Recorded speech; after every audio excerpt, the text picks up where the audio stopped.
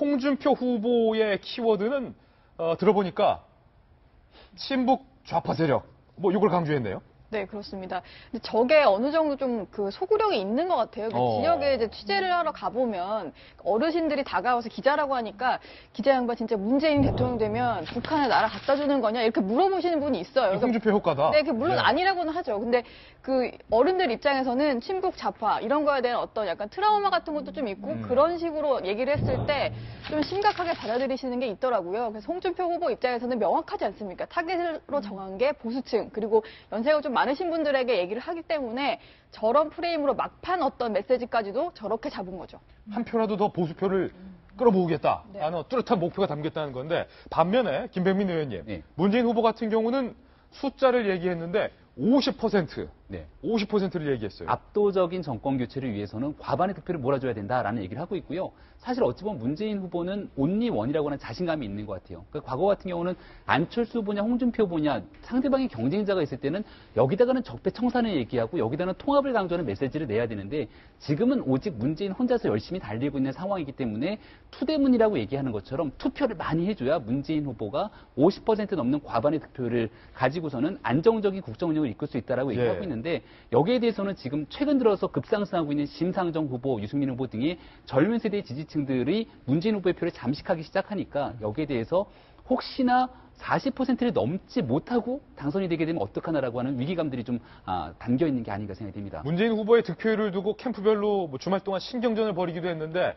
당연히 문재인 후보 캠프 측에서는 이번에 50 넘길 것이다 라고 말을 했고 안철수 후보 캠프 측에서는 아니다. 30% 선에서 갇힐 것이다. 라고 예상을 하고 있는데요. 저는 50%를 넘기기는 물리적으로 쉽지가 않습니다. 예. 왜냐하면 5개 후보가 나와 있고요. 이 중에서 심상정, 유승민 후보의 약진이 두드러져서 제 판단컨대 오늘 언론에도 썼지만 이 두 후보의 표가 최소 15%에서 10% 이상 나올 거다라고 생각하지 않습니까?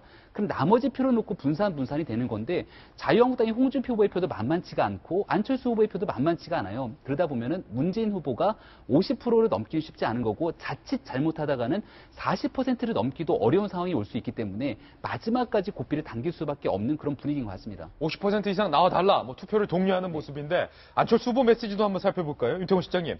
국민의 직원 얘기를 했어요?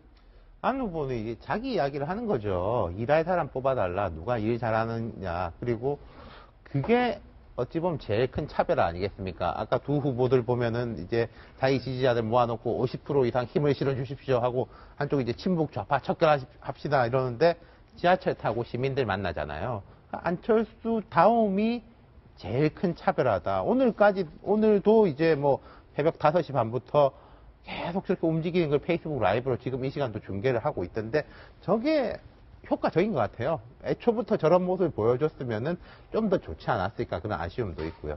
선거를 하루 앞두고 있습니다. 과연 오늘 무슨 막판 변수가 있을까 싶으신 분들이 많을 겁니다. 하지만 무려 5가지나 저희 도이치구쇼가 막판 대선 변수를 오늘 선정을 했습니다. 하나하나씩 공개할 때 아마 시청자 여러분들도 그렇지.